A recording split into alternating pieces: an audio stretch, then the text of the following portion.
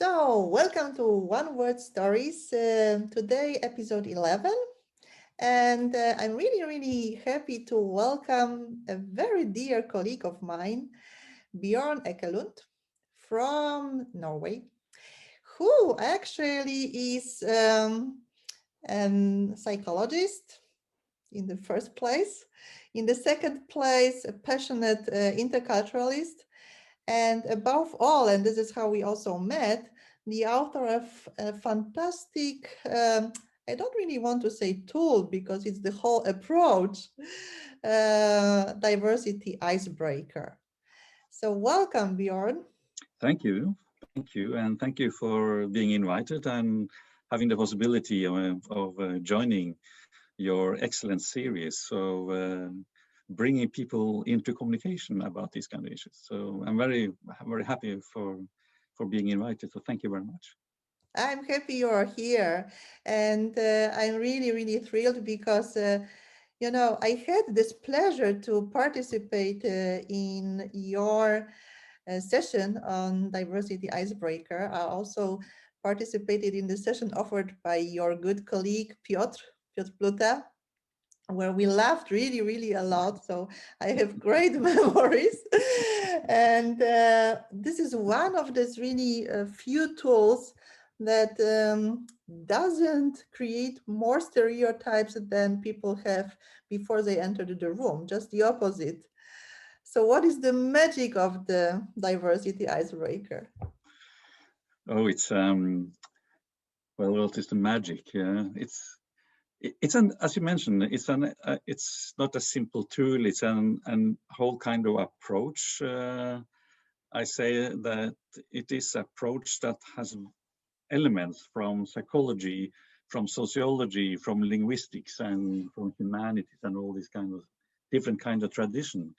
So it's a 60 to 90 minutes experiential learning exercise where people basically are going into it and they don't know what they are going into, and they are just being pushed through a seminar stepwise, ending up in a situation where they are laughing about themselves and the others, but in a very reconciling way about who am I, who are you, and what do we think about each other, reflecting upon the what you call the natural way of looking good upon yourself and not always looking just as good about the others, and finding it very nice to be together with other people who are like yourself and not so sure about the others, etc. So it's an experiential learning exercise that brings people through into this kind of behavioral, emotional experiences before they understand what's going on. But I think Yeah. most people, they remember at least a very simple form. The simple form is that they are being tested psychologically and get a color.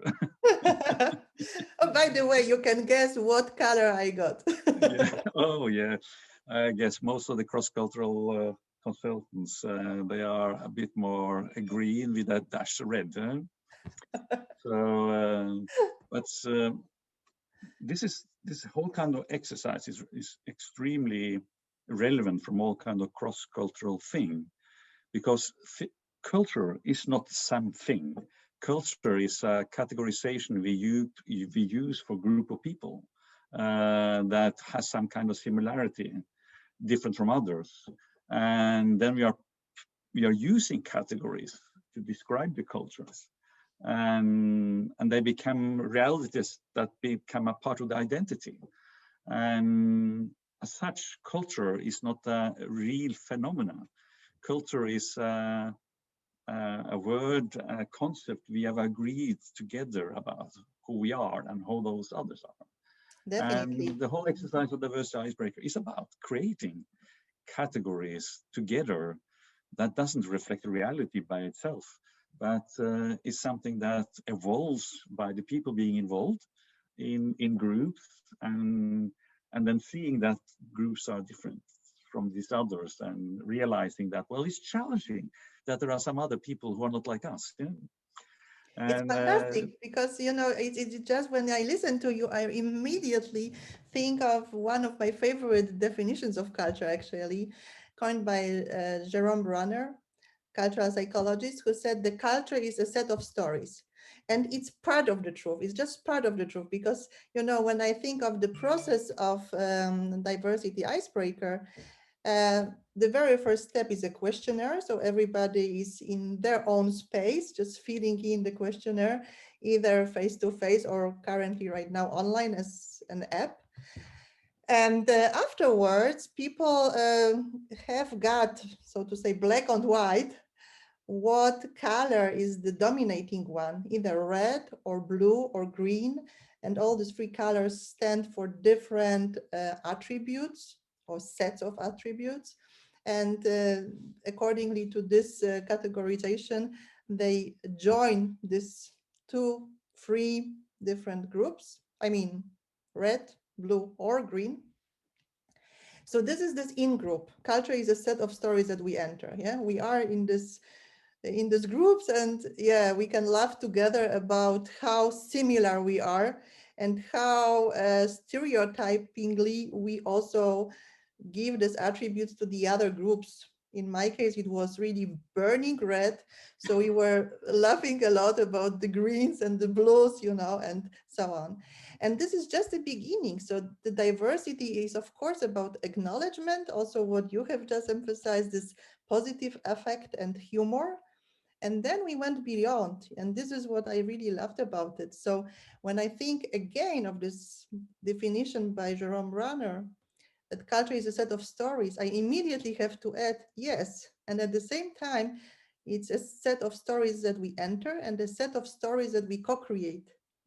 So the next step was actually that we mingled. We were really laughing a lot how we had, you know, this world of obviousness in, yes, in our DNA almost. And that we went beyond this categorizations in terms of, oh, they are different, us and them, but more into what is important for all of us, how we can actually work with this complementary, yes, attributes. And this was the moment when magic happened. That actually, you know, can you imagine the world ruled only by the reds? Yeah, it would be a disaster. Everybody extremely, extremely extrovert and yeah, and you know, just creative every single second. It doesn't work. We need the blues and the greens, and this is where this inclusion actually takes place. yes, you are describing it so very beautiful, and there are elements in this kind of exercise where we can almost predict 99% that everybody will be formulating ideas like this. And the ideas that is that, well, we are great relationship people, but we need green for getting at the good ideas, and we need blue for really doing something. Mhm. And when the green and the blue understand that the red appreciate, acknowledge their qualities, then it's okay to be red and it's okay to be green and blue. Yeah.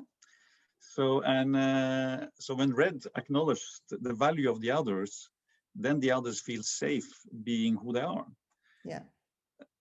because I know that the red appreciate and acknowledge them. But they also know that if red shall also have the same kind of feeling, we have to acknowledge them too.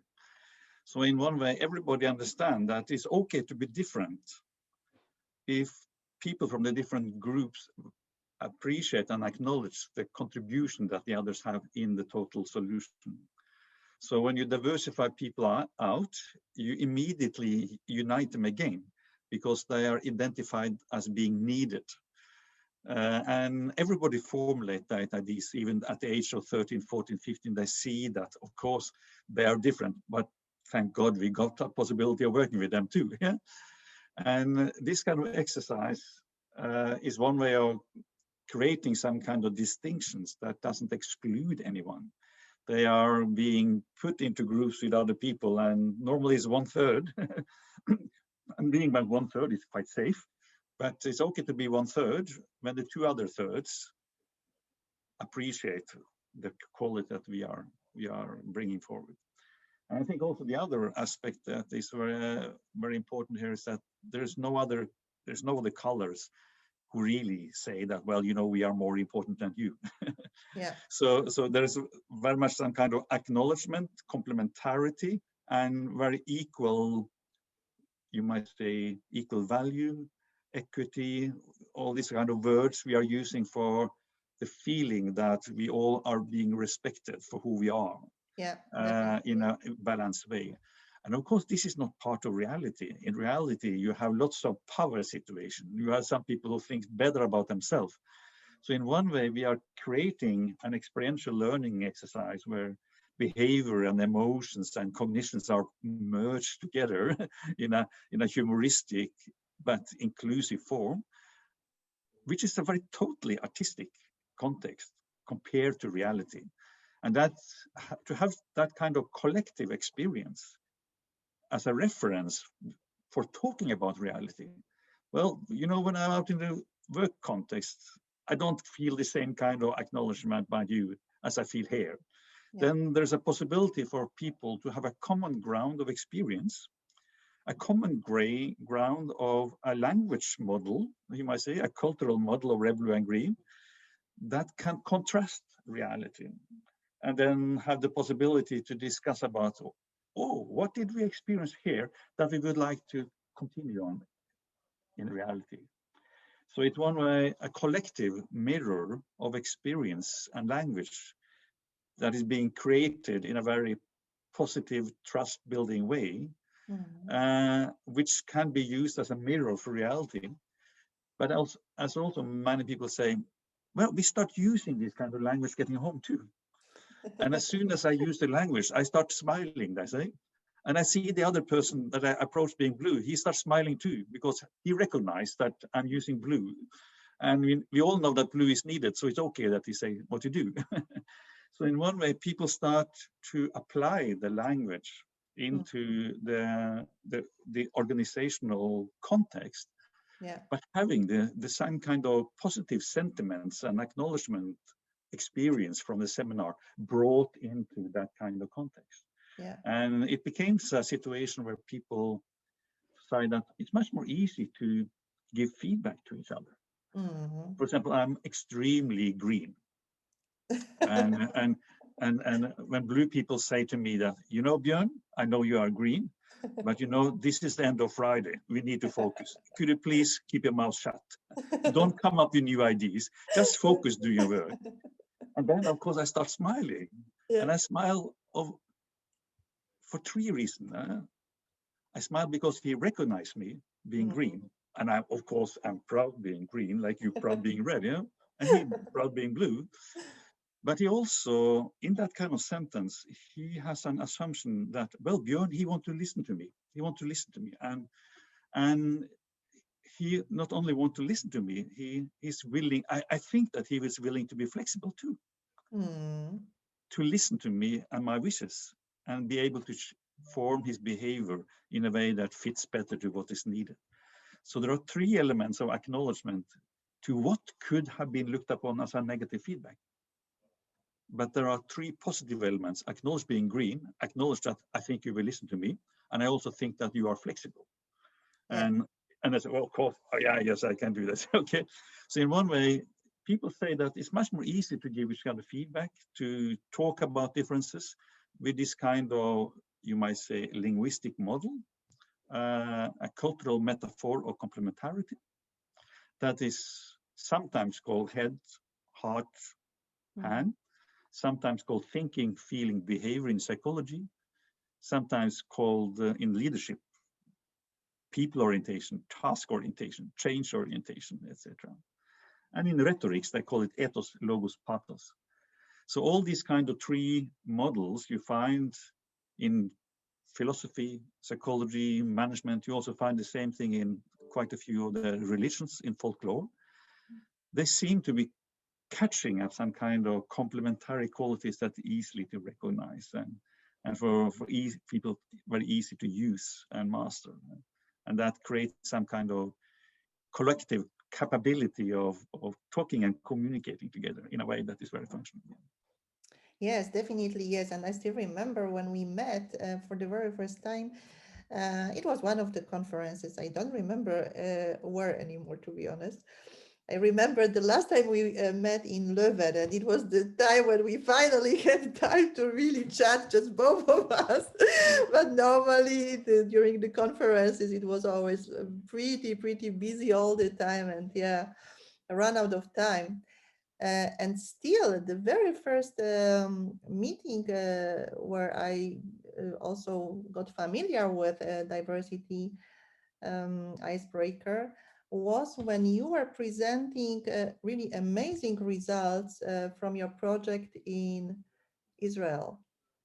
And just a very short recap, it was a project at the university in Jerusalem, and there were students, 10% Arab students, 10% or 20% Jews with different cultural roots, and the rest, 70% Jewish students originally born or raised in Israel.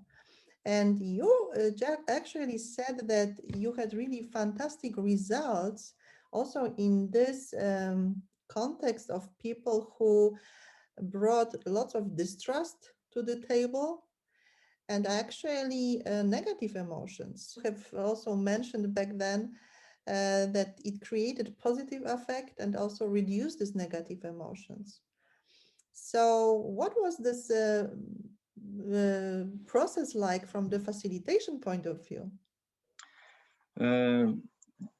This project in the Middle East you are referring to is the one that was developed and co-created with some of the teachers at Hebrew University. A lady called Sharon Arieli and another Lilach Sagiv are two of those important persons in the project. And so back in 2012 and 13, I think I visited them and told them about this kind of exercise and showed them how I did a traditionally 60 minutes, 70 minutes exercise. And they said that they would like to study this kind of thing. So they started to study it with, psychologists. They are making assessments before and after, etc. So they're gradually starting to build up an experimental design where they were measuring before and after. And they did that for about 200 students every autumn for about 6 years. And then gradually developing some kind of conclusive results. And as you mentioned, the conclusive results, the way they are being formulated now in the progress for being published, it is that this exercise, the standard exercise, seems to create positive effect, as you mentioned, but also trust and also increased creativity. The quality of creativity increase. And it seems that participants are more willing to voice afterwards, which is a very central part of what you call psychological safety.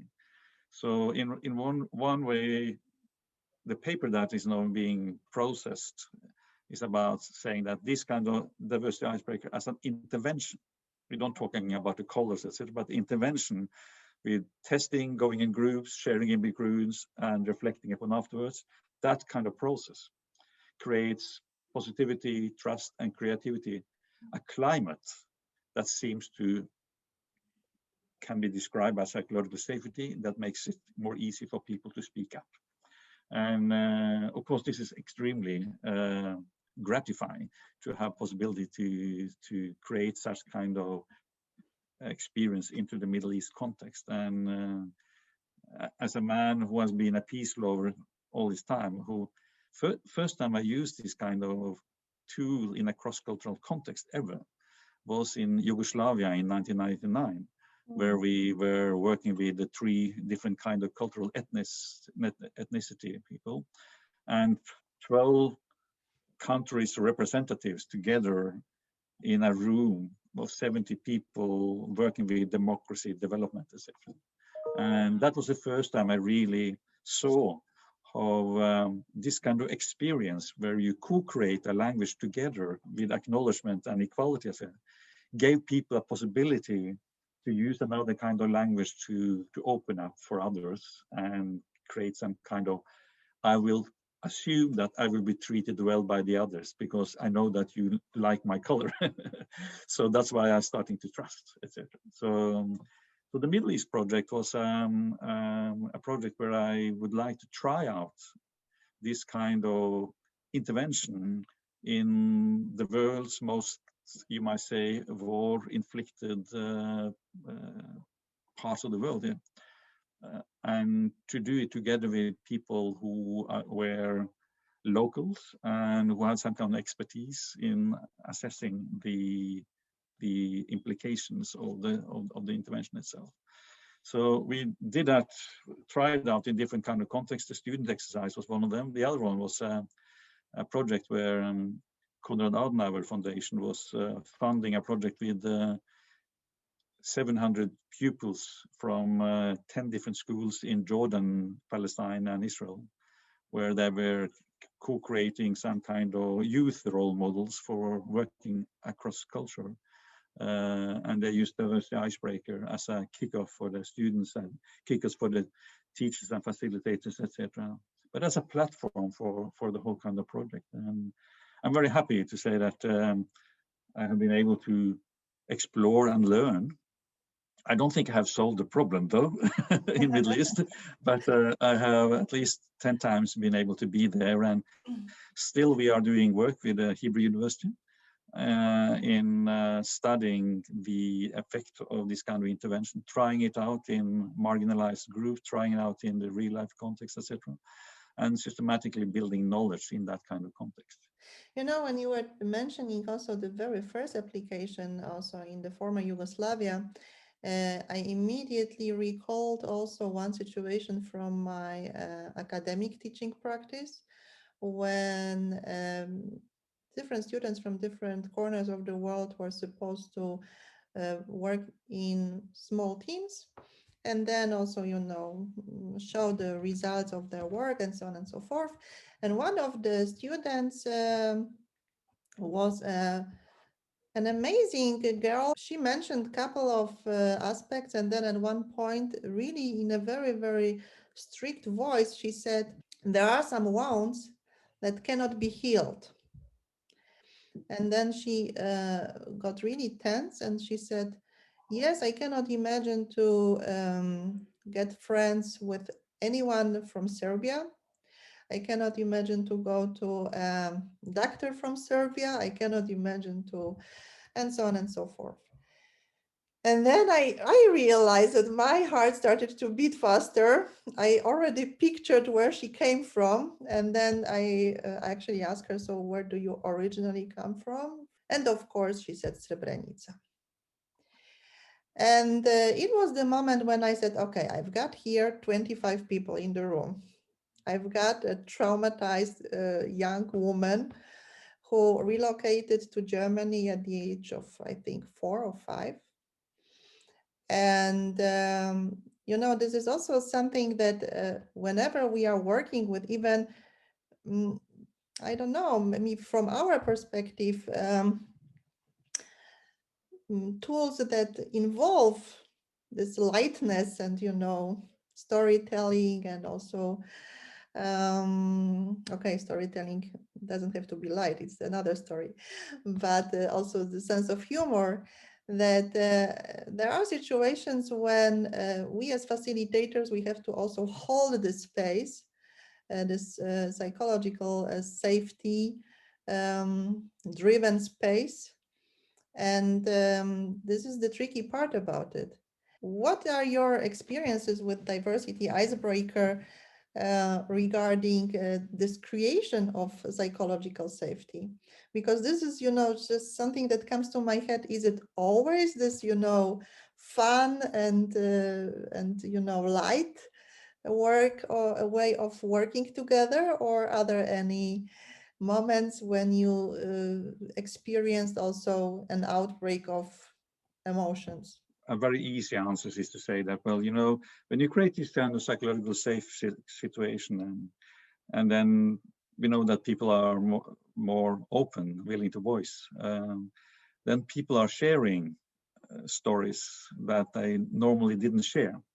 So I normally say that this kind of exercise, it triggers people to be more open than normal. And sharing sad stories and sharing griefs is part of what's happening sometimes.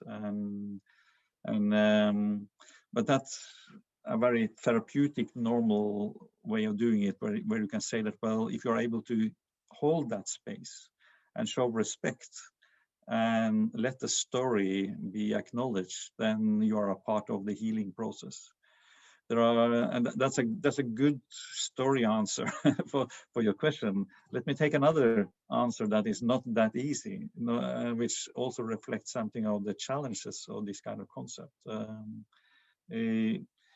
I've been visiting US 25 times, and quite a few of them I've been presenting Diversity Icebreaker and doing Diversity Icebreaker sessions.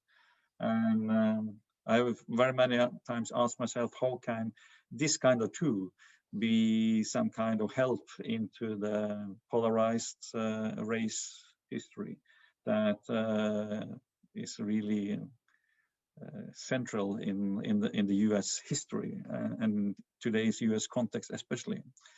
And I've been trying it out, and I realized, which I didn't understand when I started, so this was some kind of tough learning, you might say, that to start as an icebreaker in 1 hour and make people laugh and have fun is not easy when you have a history that is full of thorns, full of history with your own body experience racism in everyday life and feeling insecure about it. And it really, you might say, it's not a good harmony between humoristic having fun with categorization and the feeling of despair of the history of what has really created deep scars that never can be healed. You can maybe survive it and live with it and work with it, but basically you need to tell the story, and you need other people to acknowledge that kind of story. And to be overruled by a Norwegian psychologist having fun with categorization is not something that really open the heart in an easy way. So in one way, the icebreaker function that we normally see doesn't work well when such kind of history is there for the participants. So in that situation, I have to realize that it is not a good icebreaker for such kind of emotional relief and openness. It could be an icebreaker for an inclusive culture afterwards, but you definitely need to have a process where people's stories are being acknowledged in the room by participants before people are willing to open up. So I talk very much about the need of social acknowledgement, that I need other people to acknowledge my history. And especially people of color with long history in the US, they need to be acknowledged, not only symbolically. They need it in reality, but they also need it in the process in the room if you shall create some kind of openness around. So that has to be done before you can laugh together, before you can start formulating ideas about a new kind of language that doesn't really capture what that reality is about, but which is a totally different thing. So we normally say that the red, blue, and green categories that are being co-created by participants in a very simple way, it's a co-created language here and now that bypasses all these classical diversity categories we are talking about. Even though we can find elements of cognitive style and social styles, they are basically, they don't belong to the classical diversity categories like gender, race, religion, sexual preferences, physical and mental disabilities, etc. So it's, yeah, that was the tricky learning experience. It's really interesting what you have just shared, that despite the name, you can imagine to also use it not at the very beginning of the process, as a part of the process at one point when there is this basic level of trust and really people are ready to open up. So this is an area where I had to understand that I need help from others. I need other people to make me see, and I need other people to guide me how to use the tool in an effective way. You know, when I think of the COVID situation, I'm really, really curious, to be honest. What was just this one word that was supportive for you in this uncertain times? Then I will say continuity. Continuity. Yeah. Yeah. And there's one story or one communication that stands out in my mind, and which has been a huge, you might say, inspiration, strength in troublesome times for me. And it happened back in 2001. I was at that time running Human Factors, which is the company where Diversity Icebreaker belongs today. And in 2001 and 2, it was quite tough, troublesome times for consultants. And there was a guy from US who had been, from the beginning of the 16th, built up one of the high quality organizational psychology companies in US. And he was visiting Stockholm. And I asked him, could I have a dinner with you? So I went to Stockholm in Sweden and had a dinner with him. And he was 25 years older than me. And I said to him, well, you know, I'm leading a small consultation company. We have traveled now. What kind of advice could you give to a younger boy? And then he said that stick to what you know.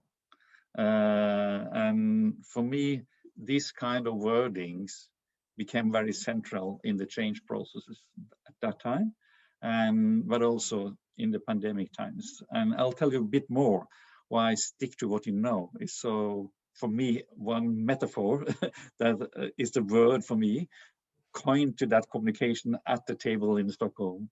And behind these kind of words, there is some elements that whatever change you're going to do in the new kind of market, you have to build upon your own history of strengths. You have to build upon what you are good at. You have to bring your own history into the future. And then you have to position that kind of history of strengths into the new kind of market context. And that's the only way you can deliver something that no other else can copy. And then we are back again to what is Michael Porter's model of competitive strategy. Maybe it's not so very many cross-cultural psychologists are reading it, but the whole kind of idea for Michael Porter's competitive strategy is that you have to identify what are those unique qualities that you can deliver to the market that is not easy for other people to copy. And if you bring your history of strengths into your future delivery in the market, no one can copy your history. No one can copy your story. But if you don't bring that in, then you probably will end out just like all other people trying to serve the market with what's modern, trendy for the time being. If you integrate in that new kind of learning your own history of strengths, and that's what he meant about stick to what you know. Do never forget your history. Do never forget your strengths in the history, and take that element into the new kind of market opportunities that will come.